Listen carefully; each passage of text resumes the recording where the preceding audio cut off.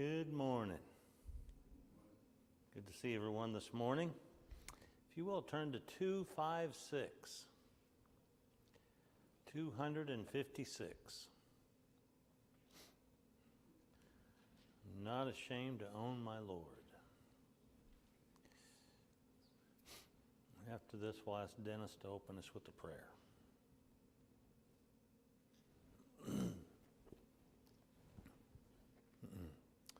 256. I'm not ashamed to own my Lord, nor to defend his cause. Maintain the honors of his word, the glory of his cross. Firm as his throne, his promise stands, and he can well secure what I've committed to his hands till the decisive hour.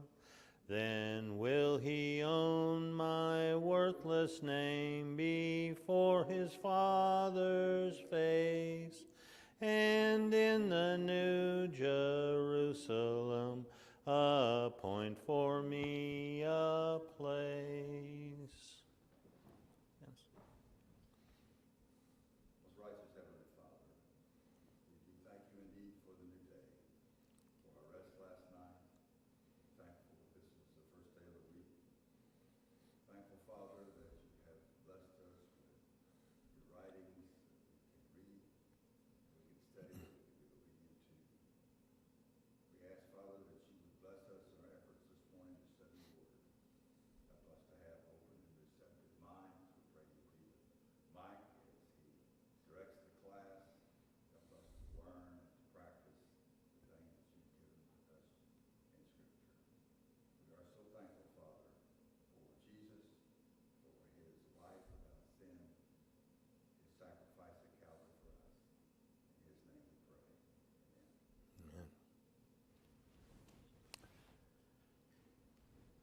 Jesus began his ministry after he was tempted of the devil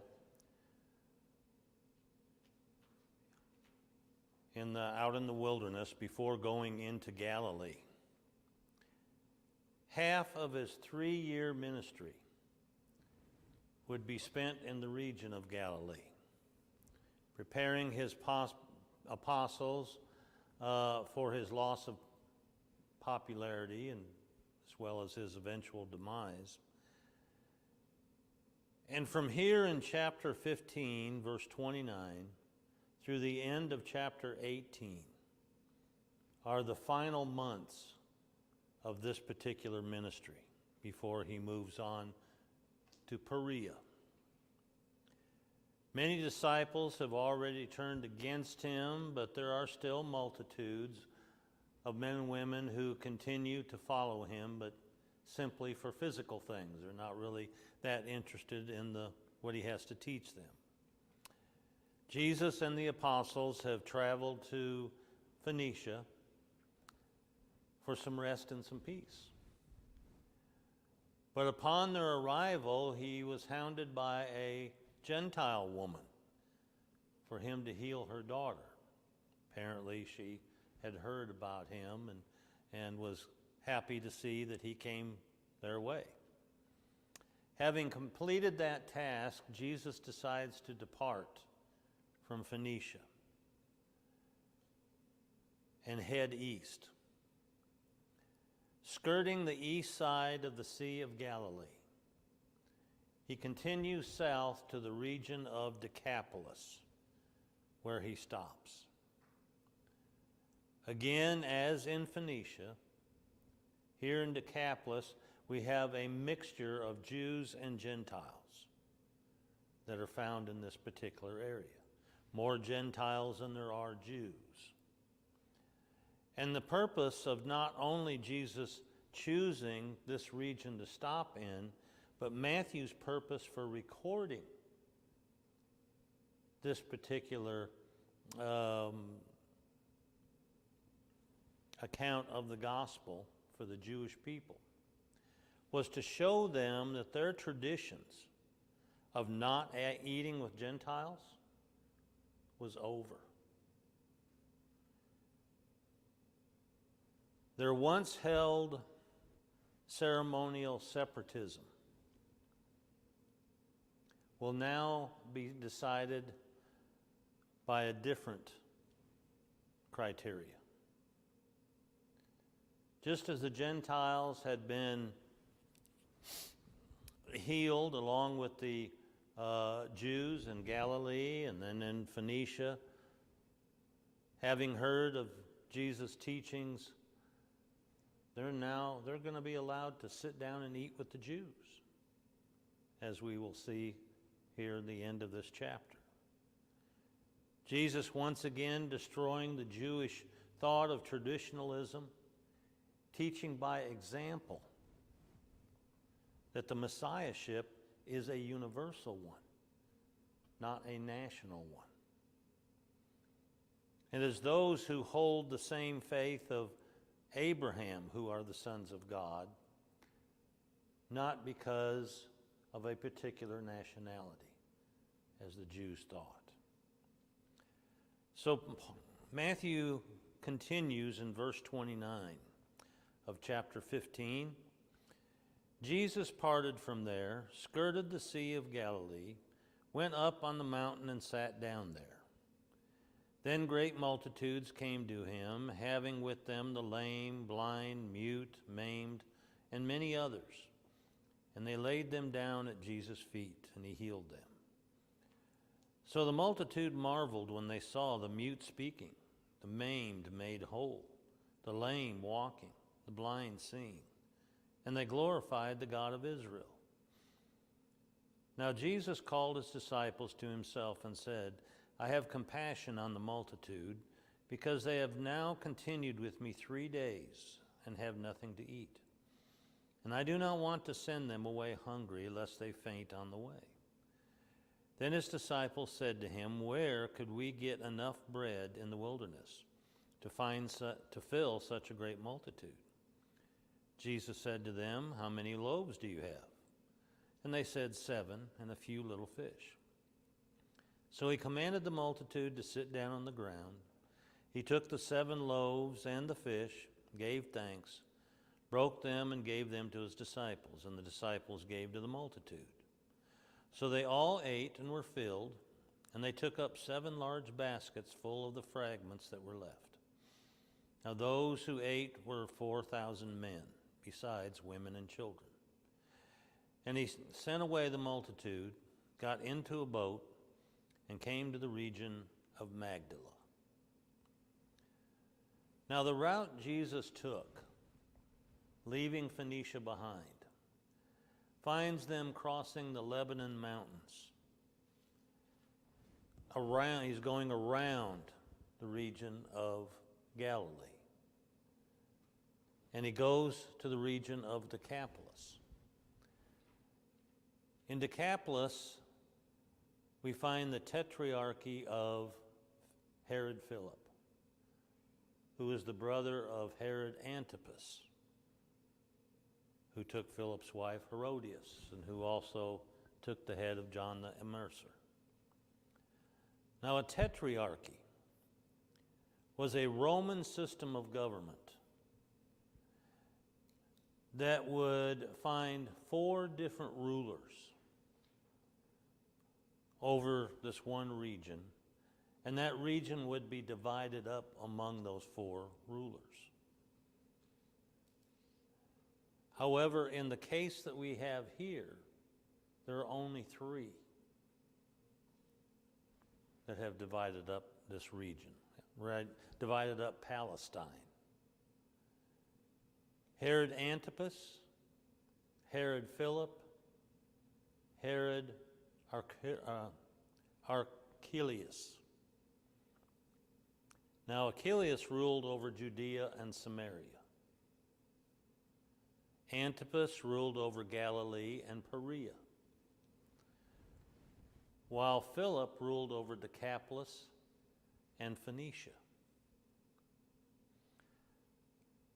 By Jesus taking the long way around Galilee to Decapolis, he gained some extra time to be able to spend with his apostles, as well as minimizing any possibility of skirmishes with the scribes and Pharisees.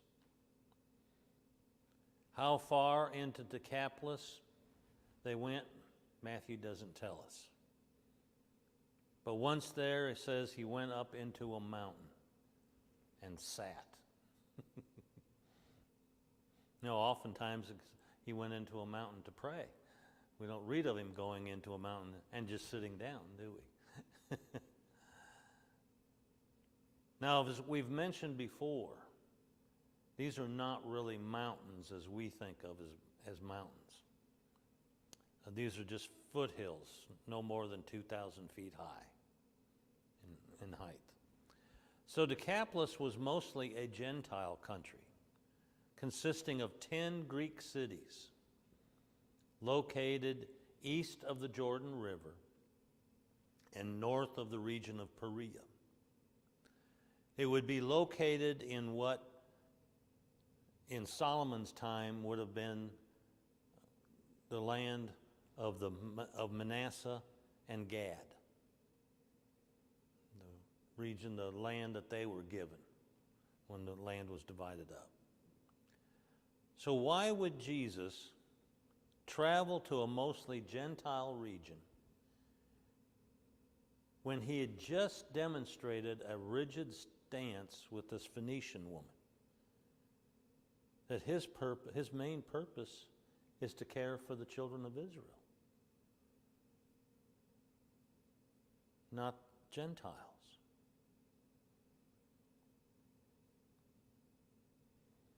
Well, possibly it could be that because Decapolis was located kind of in the middle of a mostly Israelite territory, surrounded by Israelite territory. And it would cause less confusion concerning his primary goal. Not to mention that it illustrates the Messiah's intentions of blessing both Gentiles and Jews. He's still on this tradition, trying to teach by example, trying to get the people to realize how ridiculous the Pharisees' traditions are.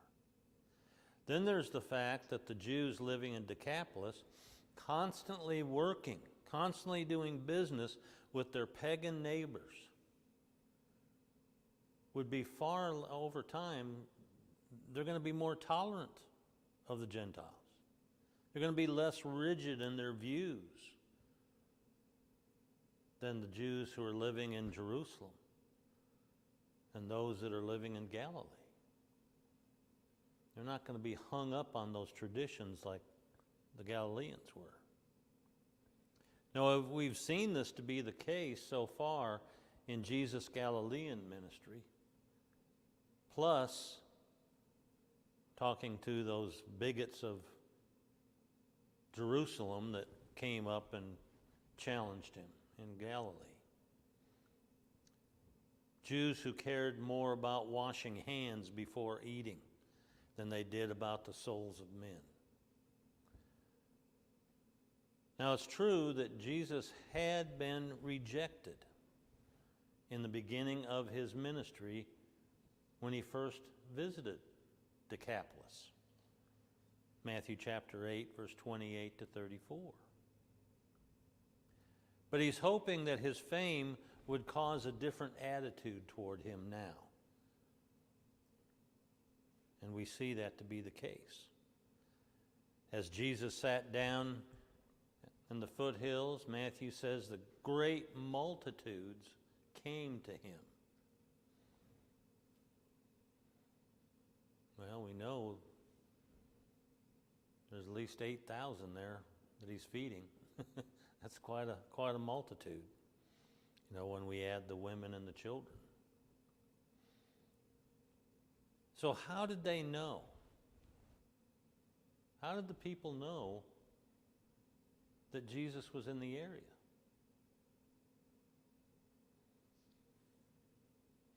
I mean, he didn't send heralds ahead letting everybody know.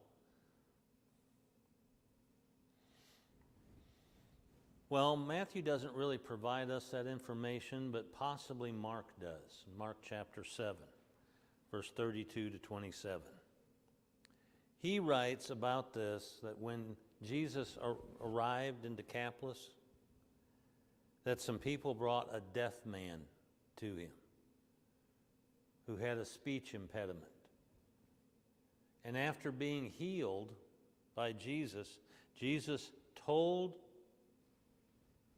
this deaf man who's been healed and the people that brought him, told him, don't publish this anywhere. Keep this to yourself. Did he? No, he didn't. Mark says they went out and they published it around the area.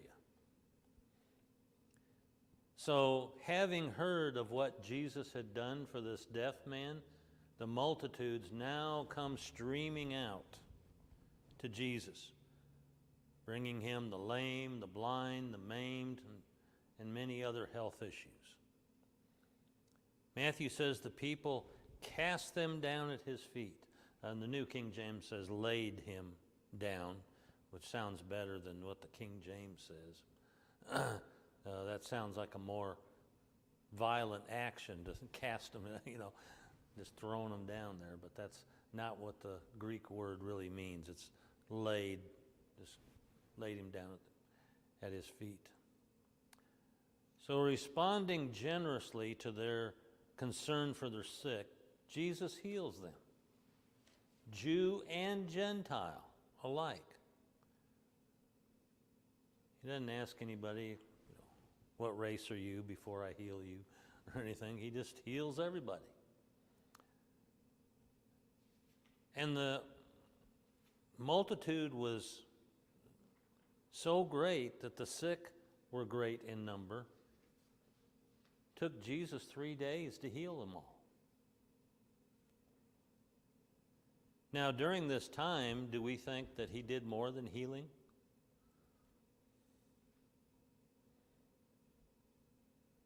Sure. He would have taken the opportunity to teach them as well, even though neither Matthew or Mark tell us that, but common sense would tell us that that's what Jesus would have done, because he's done it before. That's his main purpose, is to teach, to prepare the people for the kingdom. So he's going to take the opportunity to teach them as well, especially since there's Gentiles. There's pagans in the crowd who needed to hear the word of God. Verse 31 says, so the multitude marveled when they saw the mute speaking, the maimed made whole, the lame walking, the blind seeing, and they glorified the God of Israel. Notice how Matthew says, the God of Israel, making sure that the people he's writing to, the Jews, realize, okay, they glorified our God, not the pagan gods.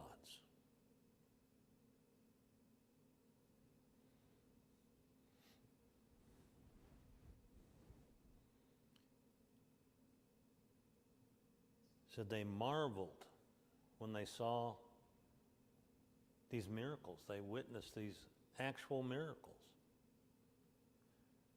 Many people today think that the birth of a baby is a miracle. Well, how is that possible? Is the birth of a baby a supernatural event? No, it's not. Pardon? Laws of nature, yeah, right, exactly. Miracles are those things that do not and cannot occur normally, naturally. The Jews had known miracles in the past. but they hadn't witnessed any in over 400 years. Not since God ceased giving revelations to man. But with the advent of John the Immerser, God broke his silence, as well as his miracle working. And the people glorified the God of Israel because of the miracles that Jesus performed, showing that God was among them again. Mark tells us the people said of Jesus, "He has done all things well." Mark 7:37. Think of all the vain prayers that had been lifted up by these heathen Gentiles to their false gods. Prayers that went unanswered. Now, for the first time, they are witnessing firsthand how the one true God of the universe is able to cure any disease immediately.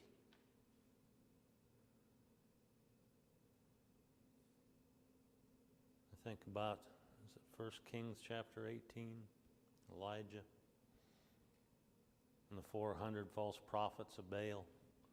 He lets them go first, and they spend the entire day trying to get their gods to answer him after cutting themselves and dancing around and doing all kinds of things, and nothing happens.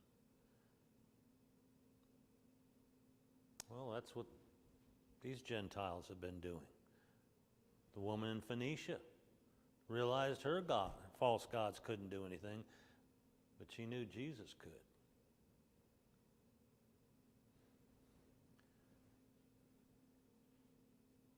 Jesus healed them with a word. Perhaps we're even hearing from the Jewish people whose faith in God had kind of cooled off these past 400 years, since they hadn't had a word from God. But now admitting that they were wrong, that God has always been around. He's always been available. It was the God of Israel who was now working in this Jesus who claims to be the Messiah, the anointed of God. But the same God also included the heathens without compromising his holiness. Now, as it was with the 5,000, so it is here with the 4,000. After 3 days of teaching and healing, Jesus has compassion on the multitude. Everyone needs to be fed, meaning the same conditions must have existed here as it did with the 5,000. They were out in the middle of nowhere. They weren't close to any towns or where they could go get food.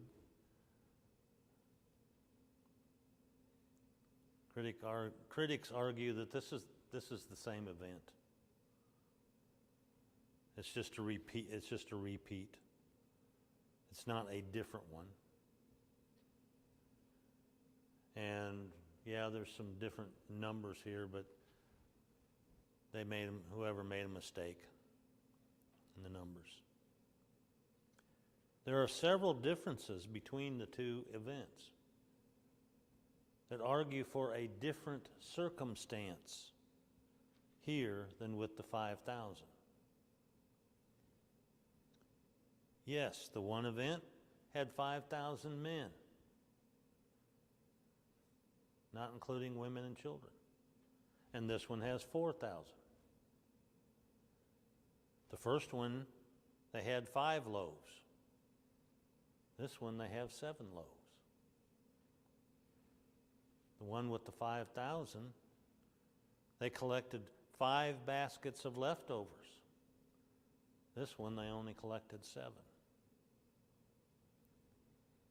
And this one is in a different area than the one with the 5,000. In verse 33, the disciples, once again, not learning from past experiences, we don't know what they're thinking, asked Jesus, where are they going to find enough food for the crowd? We're out here in the middle of nowhere. Where are we going to get it? But again, we can't fault them for their attitude, as this tends to be the case many times with individuals. Even Moses forgot all that God had done for Israel. And when the people complained to Moses, they were sick and tired of manna and they wanted some meat. Moses asked God. God said, I'll supply some meat. Oh, okay. So do you want me to go kill some of the flock and the herds to feed them with? Should we go out and get some fish? And God asked Moses, do you think I'm not powerful enough to provide meat other than your herds and flocks? Numbers chapter 11, verse 21 to 23.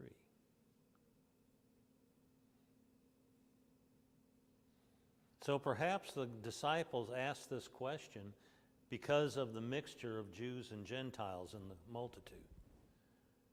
Would Jesus actually supply miraculous bread so the two can eat together?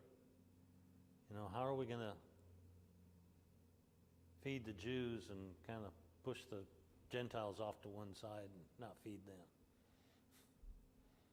Or is it a question aimed at themselves as they ask, where are we to get bread? Now, there's no evidence here of Jesus rebuking them for having little faith. Instead, he asked them what?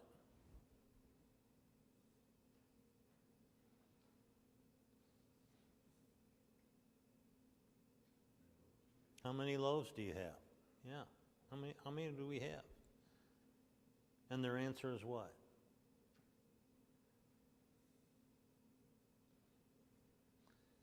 Seven loaves and a few fish. Little fish. Verse 34. Verse 35, we're told there were 4,000 men fed, not including women and children. And this is a mixture of Jews and Gentiles, as well as those who don't have any problems and those who had been sick. And just as was with the 5,000, there's leftovers. Baskets of leftovers are collected. This time 7. Possibly, this group were bigger eaters than the 5,000. Or maybe Jesus simply didn't supply as much. Don't know. As for the baskets, like before, the Greek word means dinner basket. Maybe like a picnic basket.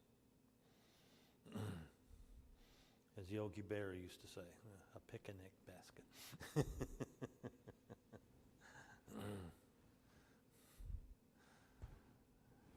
Verse 38, for Matthew to include this account, as well as the other, he was trying to make a point with the Jewish readers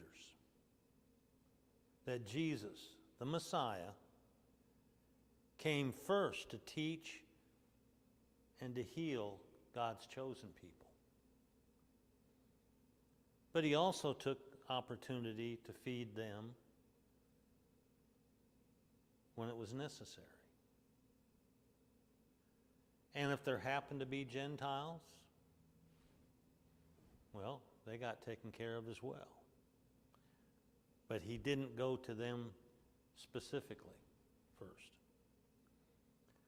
Now, in line with what Jesus has been trying to teach the Jews about traditionalism,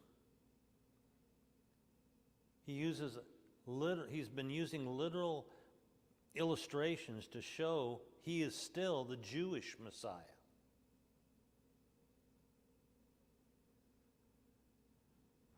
But like the temple was constructed for Jew and Gentile, wasn't it?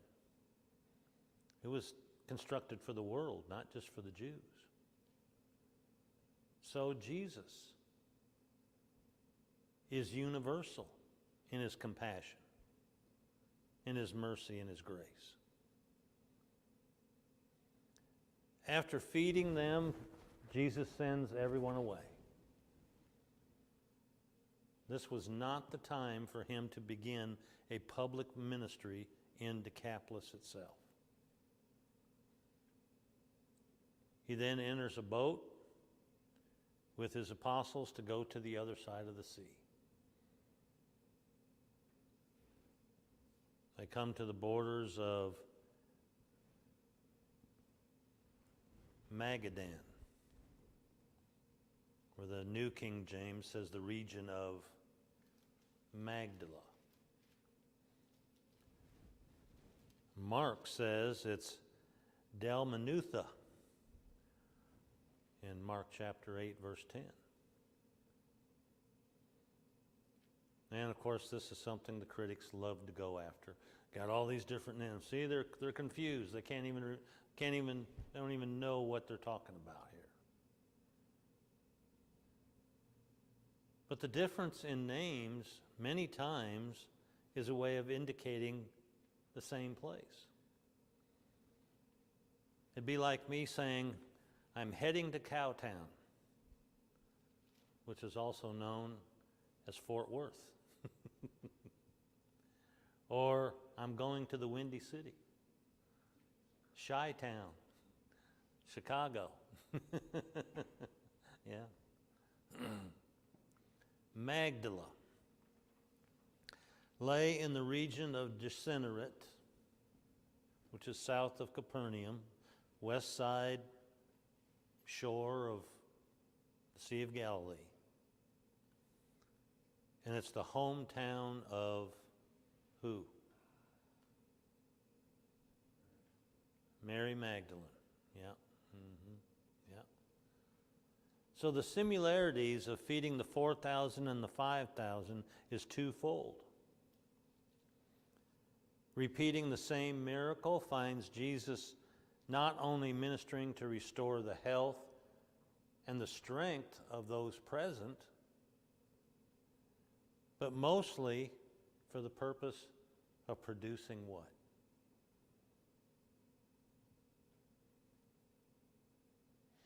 Producing faith. Jesus challenges his disciples who are content in doing little to nothing, merely because their lack of faith or because they believe they do not have enough to work with. And that attitude has carried on into today with so many brethren closing up congregations because they don't have the faith that they can have enough to work with. Congregations of 50 to 100 members, and they don't have enough to do the Lord's work. I mean, what are we, chopped liver here? In the last 20 years, the Lord's church has lost some 500 congregations due to that attitude, that we can't do anything with only 100 people.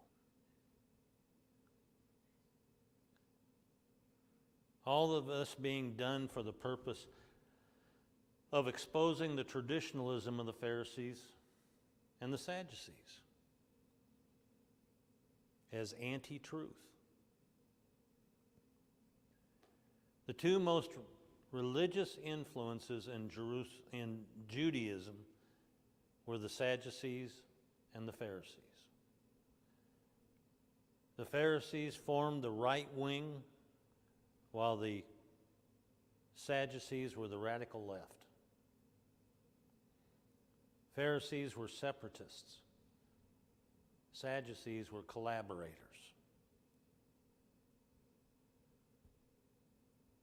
Pharisees were orthodox, modernist, supernaturalistic, while the Sadducees were fundamentalists, liberals, and humanistic. Under Alexander the Great, the world was Hellenized. What does that mean, Hellenized?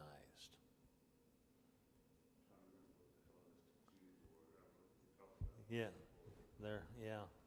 there in Acts chapter 6.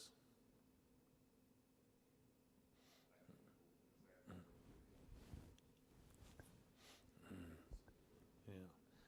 Well, Hellenization is just accepting the Greek lifestyle, speaking the Greek language, taking on Greek culture, and all that. And that's what Alexander the Great did, is he helped the world have one language, which made it easier for the gospel to be preached by the first century. But after Alexander's death, 4 of his generals divided up the kingdom that he had acquired. The Ptolemies, under General Ptolemy, ruled Egypt.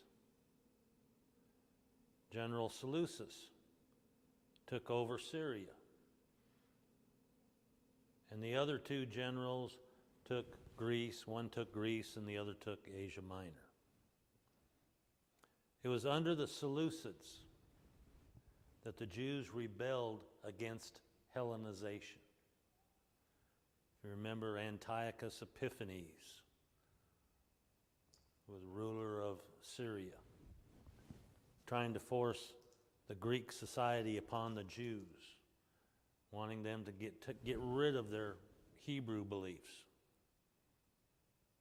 And the Sadducees and Pharisees were eventually born to help keep the Jews pure to God's law.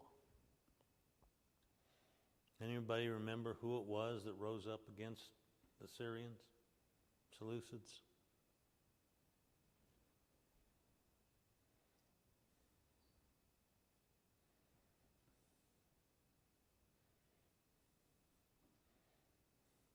The Maccabees.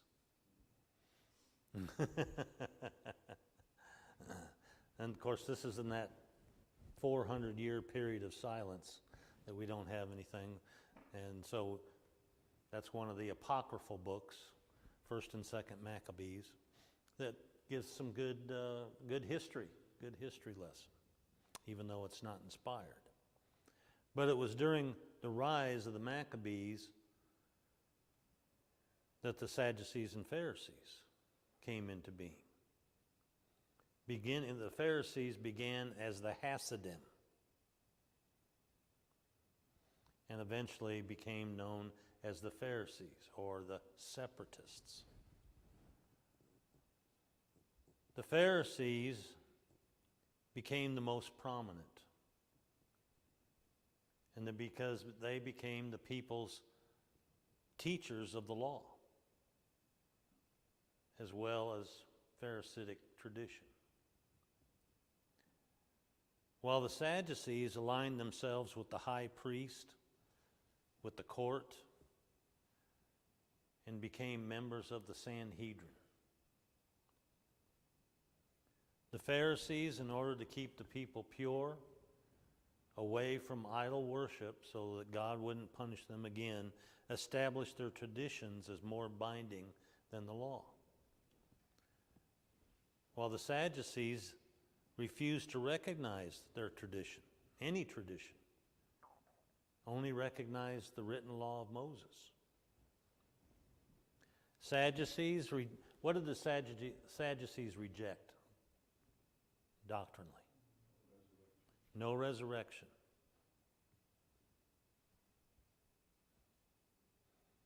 Anything else?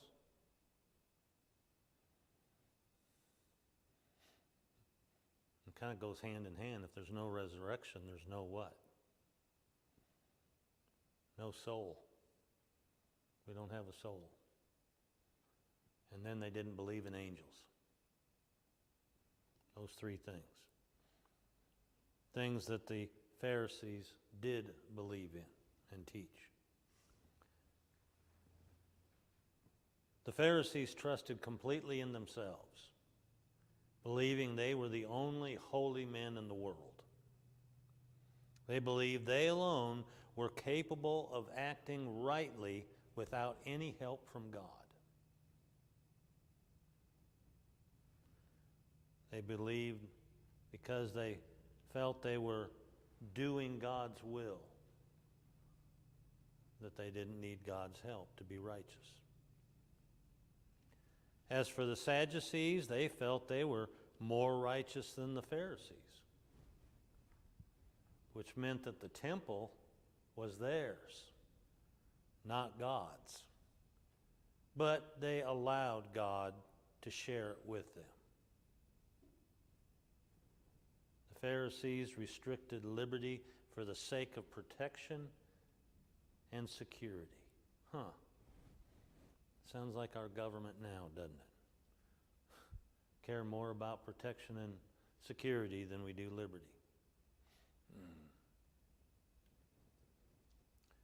Thus we see the dilemma that Jesus faces and tries hard to skirt the Jewish religious leaders in order to get his message out to the masses.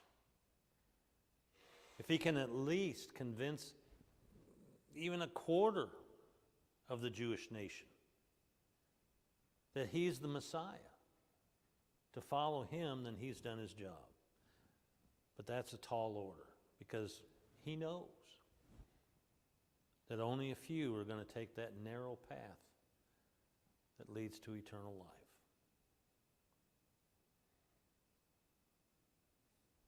When we look at those who follow the truth today, only 1%. I mean, we'd be lucky to get 10%. In some places, you can get 10% of a population. But most of the time, those are individuals who are not following the truth when you get more than following the truth. Any questions, thoughts?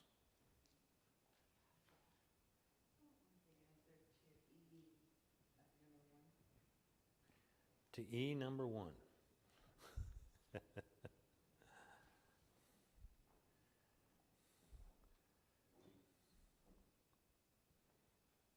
To what? Jesus trying to teach the Jews about Traditionalism. traditionalism? Yeah. Traditionalism.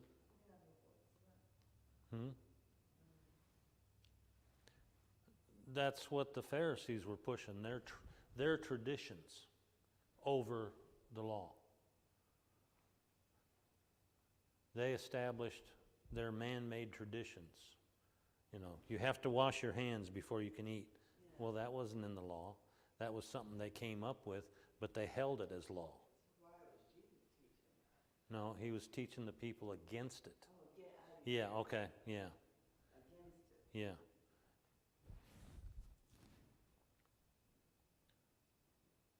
Yeah, might could have worded that a little different. Yeah. Okay.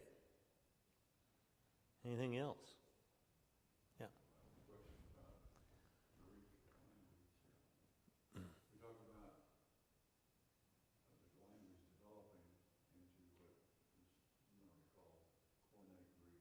Mm-hmm. But then if you say today's Greek or modern Greek, modern meaning something current today, Mm-hmm. that's different Neat. in a way. Right. What caused the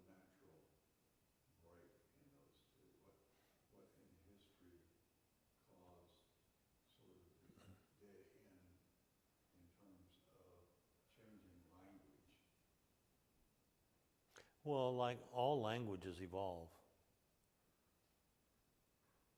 They, the meanings of words and that, yeah.